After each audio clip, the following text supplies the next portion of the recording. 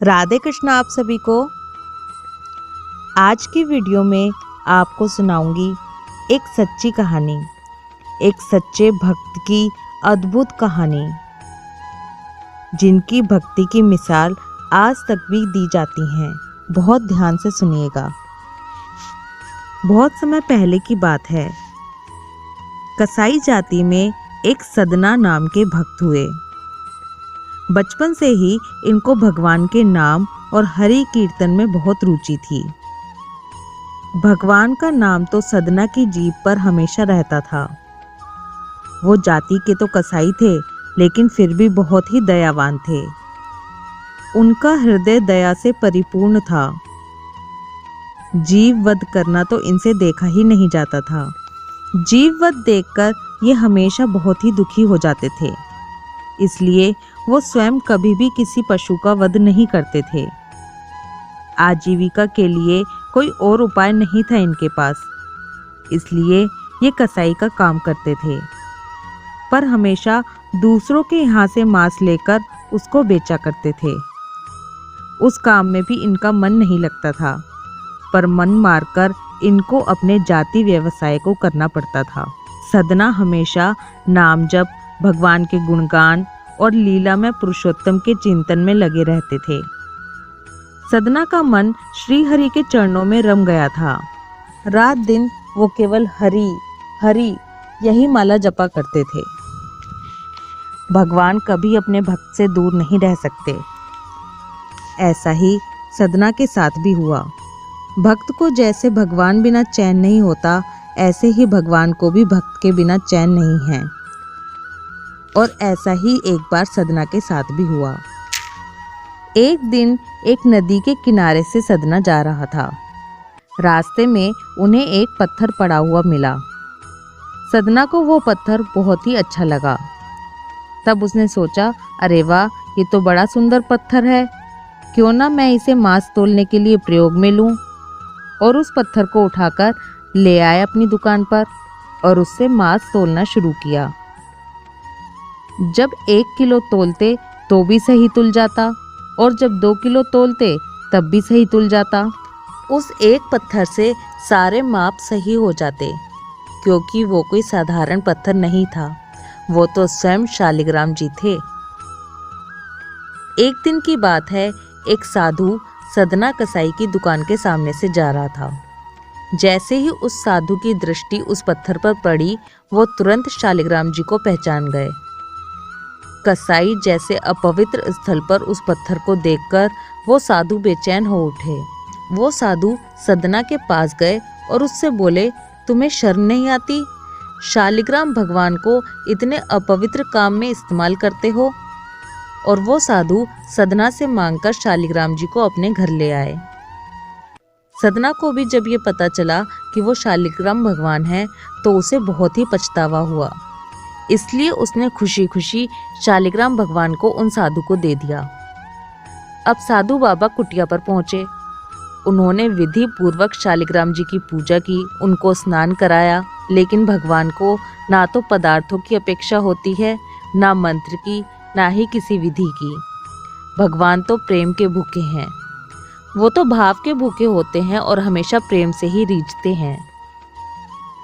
रात में उन साधु को स्वप्न में आकर भगवान ने स्वयं कहा, तुम मुझे यहाँ क्यों लेकर आए हो? मुझे तो अपने भक्त सदना के घर में ही बड़ा सुख मिलता था। जब वह मांस तोलने के लिए मुझे उठाता था, तब उसके शीतल स्पर्श से मुझे बहुत ही आनंद मिलता था। मुझे उसके तराजू में झूले बिना तो नींद ही नहीं आती थी। और जब वो मेरा नाम लेकर कीर्तन करता था, नाचता था, तब आनंद के मारे मेरा रोम रोम पुलकित हो जाता था। तुम मुझे वहीं पहुंचा दो, मुझे यहाँ तुम्हारे पास नहीं रहना है। मुझे सदना के बिना तो एक क्षण भी चैन नहीं मिलता है। ये सपना देखकर साधु महाराज तुरंत जाग उठे। उन्होंने शालिग्राम जी को उठाया और सदना के घर जाकर उसे दे आए, और साथ ही उसको अपने सपने के बारे में बताया और उसे भगवत कृपा का महत्व भी बताया। सदना को पता चल चुका था कि वो पत्थर कोई और नहीं, भगवान शालिग्राम है। इससे उसके मन में पहले ही बहुत पछतावा था। वो मन ही मन कहने लगा, देखो मैं कितना बड़ा पापी हूँ। मैंने भगवान को निरादर पूर्वक अपवित्र मांस के तराजू का बाट बनाकर रखा। हे प्रभु, अब मुझे क्षमा करो। अब सदना को अपने व्यवसाय से घृणा हो गई।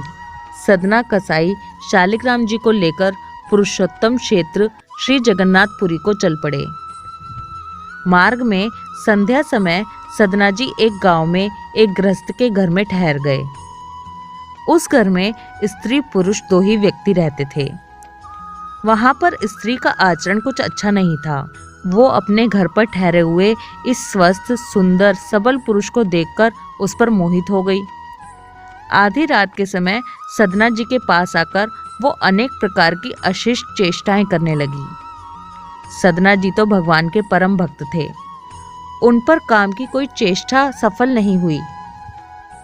तब सदना जी रात में ही उठकर हाथ जोड़कर बोले, हे देवी, तुम मेरी माता हो। अपने बच्चे की परीक्षा मत लो माँ, मुझे आप आशीर्वाद दो। भगवान के सच्चे भक्त पर स्त्री को माता ही देखते हैं। उस कामातुरा स्त्री ने समझा कि मेरे पति के भय से ही ये मेरी बात नहीं सुन रहा है। तब वो स्त्री उसी समय उठकर गई और तलवार लेकर अपने सोए हुए पति का सिर काट दिया। काम में अंधा होकर कोई इंसान क्या पाप नहीं कर सकता। अब वो सदना से कहने लगी, अब मत डरो, मैंने अपने पति का सिर काट दिया है। हमारे सुख का कंटक जो हमारे बीच का पत्थर था वो अब दूर हो गया। अब तो मुझे स्वीकार करो। सदना डर के मारे कांप उठा। स्त्री ने अनुनय विनय करके जब देख लिया कि उसकी प्रार्थना स्वीकार नहीं हो सकती, तब उस स्त्री ने नई चालाकी की। वो अपने घर के दरवाजे पर आई और छाती पीट पीट कर रोने लगी।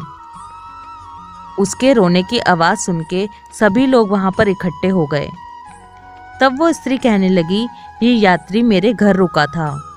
इसने मेरे पति को मार डाला है और अब मेरे साथ बलात्कार करना चाहता है। लोगों ने सदना को खूब भला बुरा कहा। कुछ लोगों ने उसे मारा भी, पर सदना ने कोई सफाई नहीं दी। जब ये मामला न्यायाधीश के पास पहुंचा, सदना तो बिल्कुल चुप था, क्योंकि वो अपनी प्रभु की लीला को देख रहा था और समझ नहीं पा रहा था कि ये क्या हो रहा है। क्योंकि सदना बिल्कुल चुप था, इसलिए उसका अपराध सिद्ध हो गया। तब न्यायाधीश ने आज्ञा दी कि सदना के हाथ काट दिए जाएं, और सदना के दोनों हाथ काट दिए गए। उन्होंने इसे भी अपने प्रभु की कृपा ही माना। उनके मन में भगवान के प्रति जरा सा भी रोष नहीं था। भगवान के सच्चे भक्त इस प्रकार निरपराध कष्ट पाने पर भी अपने स्वामी की दया ही मानते हैं। भगवान नाम का कीर्तन करते हुए सदना जगन्नाथपुरी चल पड़ा। उधर पुरी में प्रभु ने पुजारी को स्वप्न में आदेश दिया, मेरा भक्त सदना मेरे पास आ रहा है, उसके हाथ काट दिए गए हैं, पालकी लेकर जाओ और उसे आदरपूर्वक लेकर आओ। पुजारी पालकी लेकर गए और आग्रह पूर्वक सदना को उसमें बैठाकर ले आए। सदना ने जैसे ही श्री जगन्नाथ जी को दंडवत करके कीर्तन के लिए भुजाएं उठाई, उनके दोनों हाथ पहले की तरह से बिल्कुल ठीक हो गए। प्रभु की कृपा से हाथ ठीक तो हुए, पर मन में शंका बनी रही कि ये काटे ही क्यों गए थे। रात में सपने में भगवान ने सदना जी को दर्शन दिए और बताया कि सदना, तुम पहले जन्म में काशी में सदाचारी विद्वान ब्राह्मण थे। एक दिन एक गाय कसाई के घेरे से भागी हुई जा रही थी। उसने तुम्हें पुकारा। तुमने कसाई को जानते हुए भी गाय के गले में दोनों हाथ डालकर उसे भागने से रोक लिया।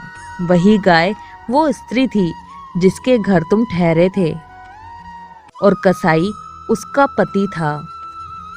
पहले जन्म का बदला लेने के लिए उसने उसका गला काटा। तुमने उस डरी हुई गाय को दोनों हाथों से पकड़कर कसाई को सौंपा था।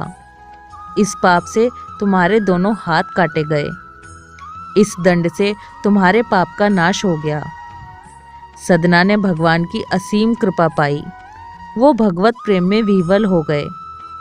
बहुत काल तक नाम कीर्तन, गुणगान तथा भगवान के ध्यान में तल्लीन रहते हुए समय व्यतीत किया और अंत में श्री जगन्नाथ जी के चरणों में देह त्याग कर वो परमधाम पधार गए। ये थी सदना कसाई की सच्ची कथा।